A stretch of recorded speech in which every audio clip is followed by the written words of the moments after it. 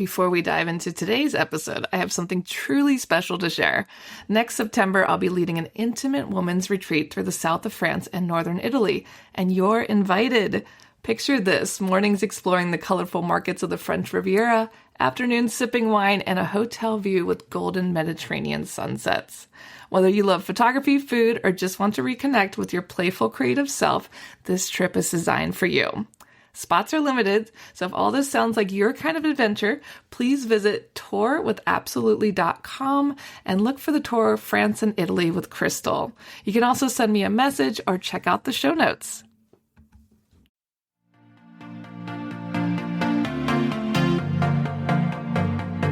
Hey guys, my name's Crystal Kenny, and I'm in love with creating. All things artistic and imagination involved. I'm an American girl who chased her creative dreams all the way to Paris, France, making a living using photography.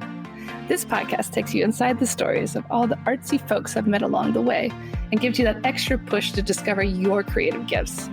The desire to create is deeply inside each and every one of us, and I give you the tools and inspiration to find a new way of living a more creative life.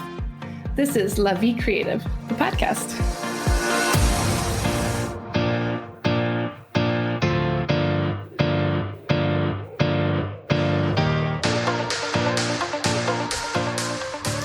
Today on the show, I interviewed Barbara Lambesis. She is the co-founder of the Wallace Fountain Foundation. You may have seen these beautiful green fountains all over Paris with drinking water. We learn all about them, where they're from, and why they matter today. So welcome to the show today, Barbara. Thanks so much for joining me. My pleasure to be here. We had a very kind friend, Janice, who's also been on the podcast, introduce us. And I was so fascinated to learn more about your story, about the Wallace fountains. But I like to always go back to the beginning. So you've had a very dynamic journey from Minnesota to Arizona and now Paris. Can you tell us a little bit more about your path? Well, it has been a wonderful journey. I was raised in Minneapolis, which was a wonderful place to grow up as a child, and was lucky to have a very good university in my backyard, and attended the University of Minnesota and received a degree in humanities, and that in the 1960s, got you on the bus with 25 cents change, which is what the bus fare was. And you had to sort of make your way. But I think having a humanities degree was probably the best thing I ever did for myself, because it gave me the capacity to be a big picture thinker, to see how everything connects, and also to be exposed to literature and art and music and all of the things that are reflected in the cultural times. And that sent me on a journey of knowing what to do with my free time and having a marvelous life by continuing to enjoy the arts and the letters. Definitely. And you did have a long career in communications and business. You wrote a satirical novel. What drew you to Paris after all of that? Well, I had traveled to Paris several times, but for short-term stays, the typical tourist, a week or 10 days, and always found the city just so fascinating because it had everything someone with a humanities degree wants to see and learn about, history and art and architecture. And you walk around every corner and you're exposed to some wonderful little finding that tells you something about the culture or the history. And so it's just a fascinating place to be if you enjoy that sort of thing. And I do.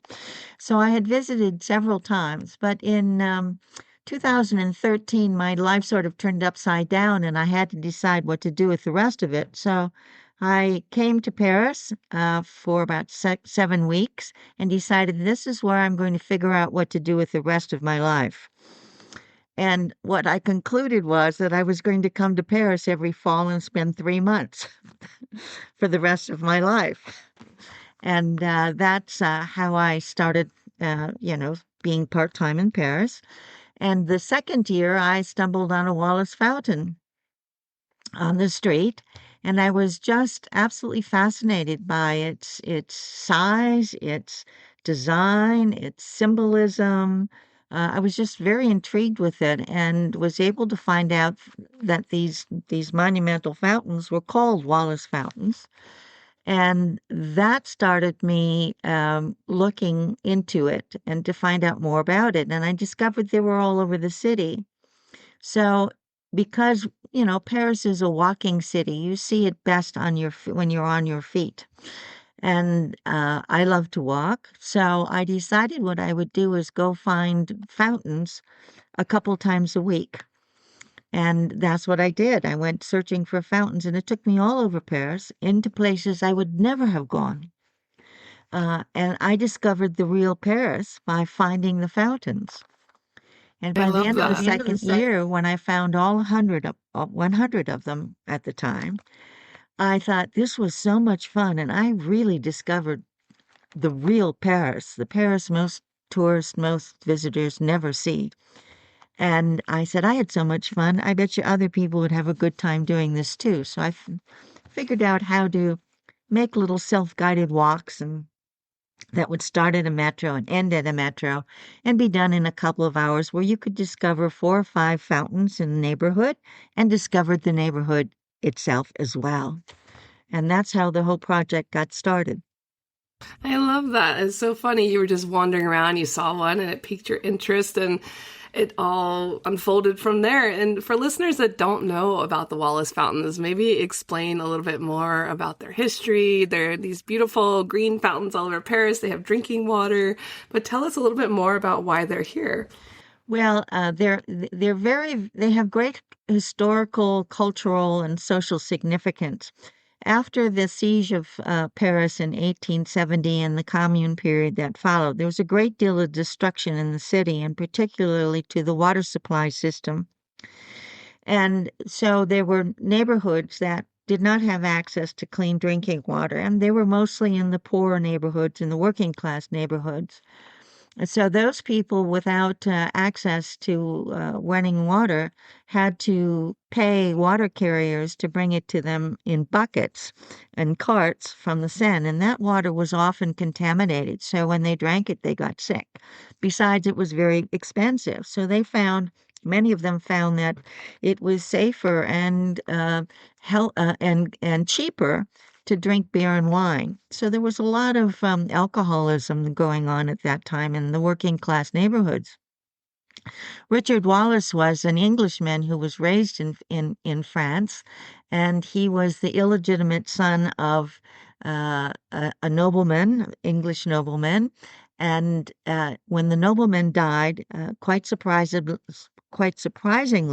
he left his money to Richard Wallace, which was just in time for him to help the refugees and the poor who were stuck in Paris during the siege and running out of money and with nothing to eat. He funded vouchers for food and fuel and shelter. And then after the siege was over and the war was over, this problem with the water remained a significant deterrent to many, many people. So he decided to gift drinking water fountains on the streets to the city if the city would install and maintain them as they were restoring the water supply system. So he gave 50 fountains to the city. And the whole idea was that everyone, rich or poor alike, should be able to have access to a clean drink of water. And so they are now sort of symbolic of, equal access to clean drinking water, which is going to be an important issue going forward with climate change. So they have this wonderful social and historic and aesthetic meaning. And Richard Wallace and his father, his natural father, were art collectors. So they believed in the idea that art can educate and can inform, and that things that you make should be beautiful as well as useful. So Richard Wallace felt strongly that these fountains not only should just dispense water, but they should enhance the neighborhood.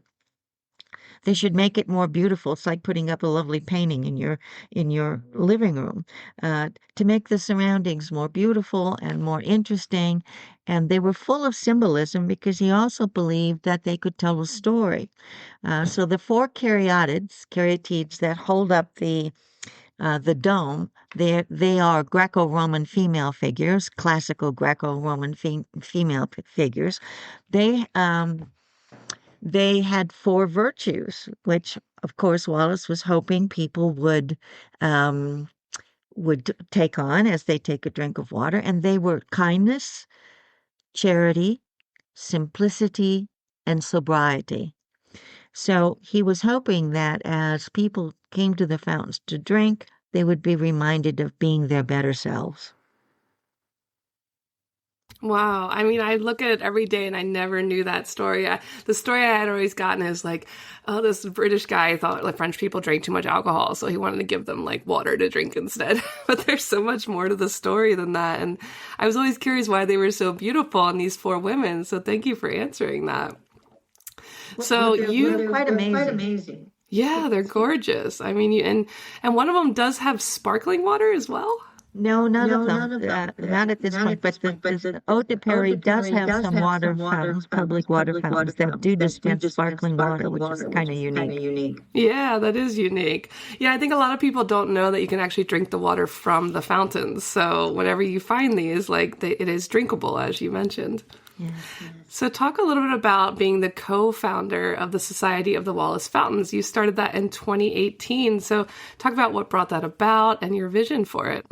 Well, I had all this material that I had collected when I was wandering around chasing and looking for finding fountains on my own. I had uh, decided when I did this that I would photograph each fountain and the neighborhood that they were in and write in a little piece about what I felt about the neighborhood, what I saw in the neighborhood, and what I saw in between the time I went from one fountain to another. So I had all the material to write a guidebook for the fountains and then to organize them into little half-day walks where, anybody could start at one metro station, find a few fountains, and end up at another metro station. But there was a very, very long story about how I couldn't quite get it published. So I eventually decided that the only way to get this into the hands of the public would be to form an association to preserve and protect the fountains. And this would be, and then publish the guidebook and put up a website where people can download these walks and all the other information there is about Wallace Fountains. And that would be and an association, a nonprofit association, would be the platform of which to do that. So that's how the foundation came about. And in my pursuit of trying to get others to help me with this project, I was introduced to staff at the British Embassy. And they said that they really couldn't help funding the project. But if I ever got the guidebook published, they would give me a book launch and a reception at the embassy residence. And so when the book was finally published, I went back and said, here it is. And they did, in fact, help me they sponsored or hosted a book launch of both the society and the guidebook. And we knew in 3 years it would be the 150th anniversary of the fountain. So with the support of the embassy, we sat down and put together a very strategic list of people to invite, people who we thought we could bring together in a coalition to put on some kind of celebration, some kind of festival or events to bring attention to the Wallace Fountains on their 150th anniversary, which was in 2022. And as a result of the reception and all of the wonderful people who came from cultural organizations, from the city of Paris, from the manufacturer of the fountains, from Eau de Paris, from the British community, we were able to put together a team of people who, through the leadership of the city, ended up putting on a year-long series of activities to bring attention to the fountains. I love that. And I'm actually really surprised that no one had made a foundation before. Like there was no other foundation before yours in 2018. No, there wasn't, and I think it's because they have been around on the street for so long that Parisians and French people take it so for granted that they just they've always been there. They always will be there. I live in Arizona, and it's the same with the Grand Canyon. There are a lot of people who don't visit the Grand Canyon because they think, oh, it's always going to be there. I'll do it another time. Or because they're so used to it, they don't think it's all that special anymore, although it really is. So it's that sort of thing. I think familiarity. And also, Paris is a city of distractions. There's so much going on, there's so much to see on every street corner that it's hard to uh, necessarily think that this fountain, although it's 9 feet tall, would gather enough attention to have people want to preserve and protect it legally, through an organization. So talk a little bit about that. Have the fountains changed at all over the years, or is it basically the same fountain that we've had for 150 years now? It's the same fountain that we've had for 150 years. There are a few minor changes that have been made when the molds had to be, remade to continue to cast them. But the basic design of the fountain has remained the same for 150 years, and they're still being produced today. That's incredible. It's really surprising to me that we haven't taken a closer look sooner at these things. And talk a little bit about some of the highlights from the 150th anniversary. I know you had many people involved. I know you have a beautiful photo of you and President Macron's wife together. I mean, what was it like celebrating with all these important people? Well, there were many activities that took place during that year. One was the installation of an historic Wallace fountain at Museum Carnavalet. They had never thought about them being historically important to the city before we suggested that maybe this would be something they'd like to do for the anniversary, and they did. So there was a Wallace fountain taken off the street, completely restored, replaced with a new fountain on the street, but the old historic one then went to Museum Carnavalet. We had art activities for young people aged 10 to 12. So there were 800 school-aged children who took advantage of the anniversary to learn about the fountains and do some incredible artistic work. We had conferences and walks and presentations throughout the year in many, many places. And then it sort of culminated in outdoor exhibition on the Champs-Élysées for a weekend. A visit to Chateau Bagatelle, which was last owned by Richard Wallace, and an event there, and an award dinner at the British Embassy to present the first Wallace Fountain Award for philanthropy to a very generous couple, Lionel and Adrienne Sauvage, who are wonderful philanthropists, and they then got the Wallace Fountain Award in honor of their philanthropy and in recognizing their philanthropy today in the same spirit of Richard Wallace in the past. So those were the highlights. That sounds incredible. I mean, what a year and how much fun. So the fountains were created with a spirit of care for the common good. How do you see that spirit alive in Paris today? Well, that's a good question. I think that it's the French have a bit of a different approach to the common good than Americans, say, for example, because our culture was built on volunteerism and built on philanthropy. If the community needed something, they didn't tax people necessarily to make that happen. People would get together. If a community needed a park, everyone would show up with their shovels and their hand tools and help create the park for the kids. So there's a different sort of philosophy, and then giving and philanthropy has always been a big part of our culture at all levels of society. That you give some of your money for the common good. France has a different cultural background. Their social system, their republic, is responsible for caring for the common good. So they do it mostly through the services they provide to their residents.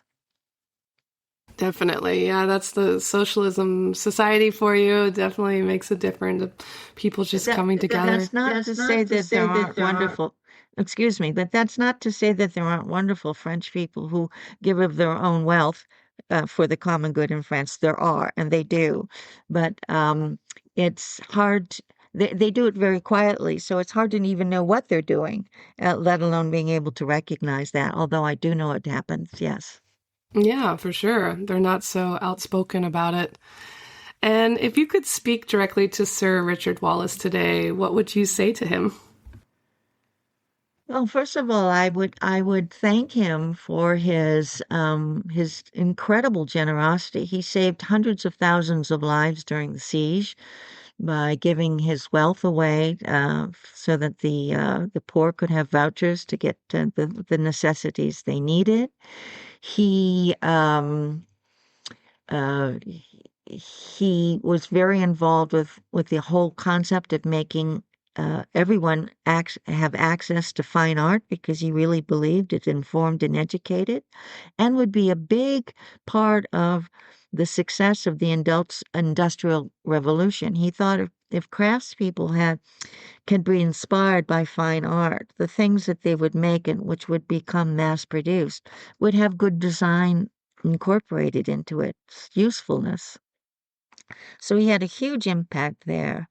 So I would like to sort of maybe talk to him mostly about what his motivations were for this sort of extraordinary generosity, both cultural and humanitarian.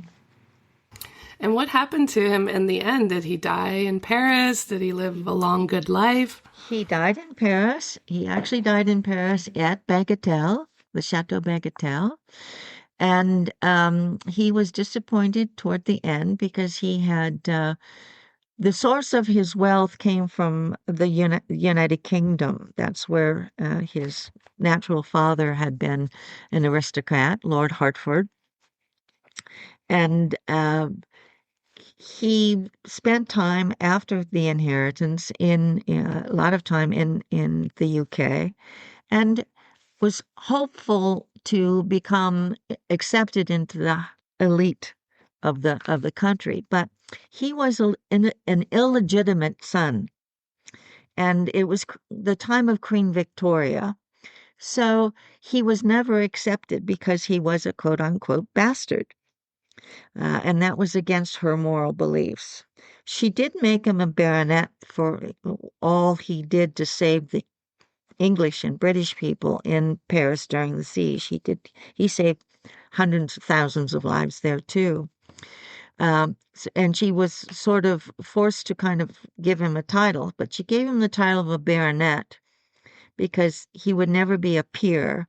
He would still be a commoner with that title. So he became Sir Richard Wallace, but he was never, really recognized in England for all he did. He left the nation, he and his wife left the nation, the Wallace collection, which is probably the single most important private collection ever assembled in all time. And it's now a museum open to the public. And that's the legacy he has in the UK. In Paris, the legacy he has is the Wallace fountains.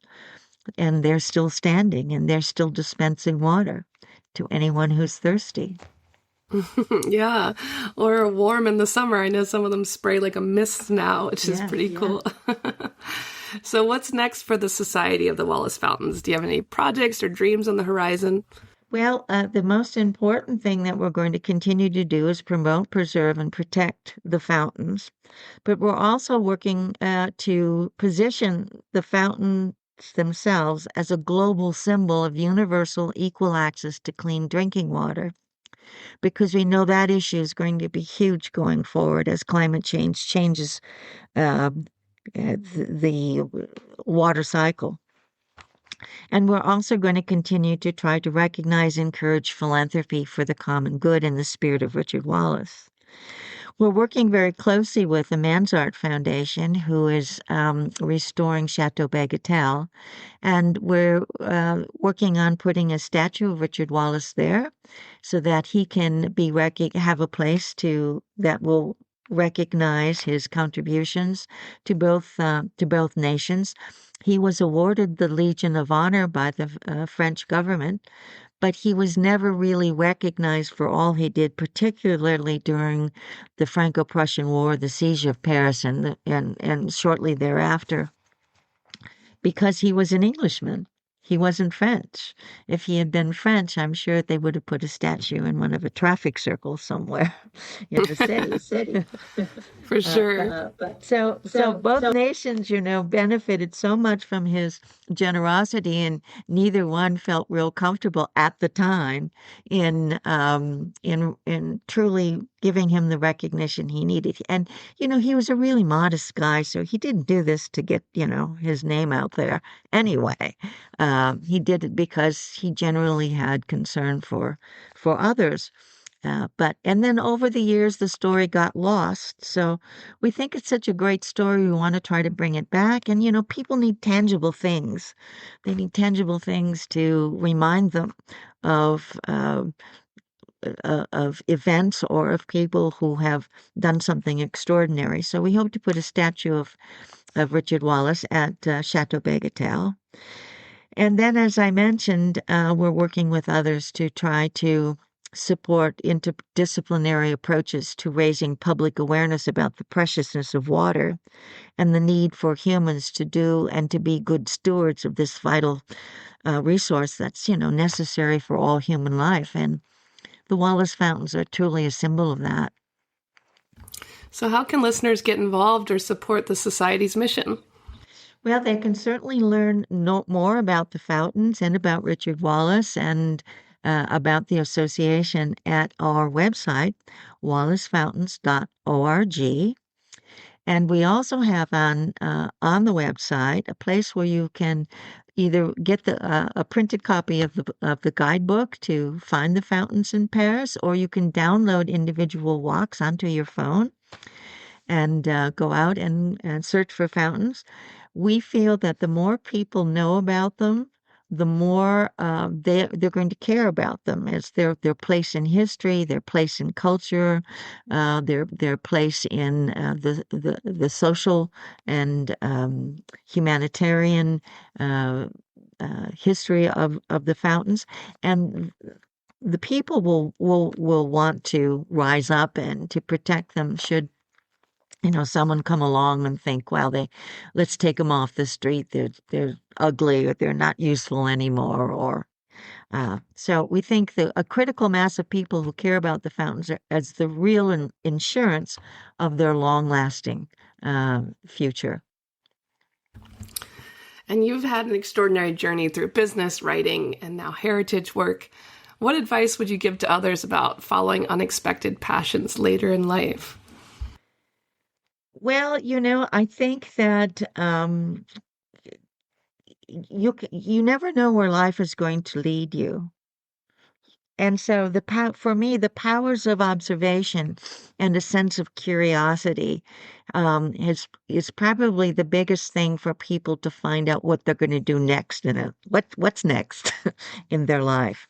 Most people use their eyes to navigate their surroundings, to orient themselves to where they're going or what they're doing. One becomes so alert or attentive to navigation that the rest becomes a blur.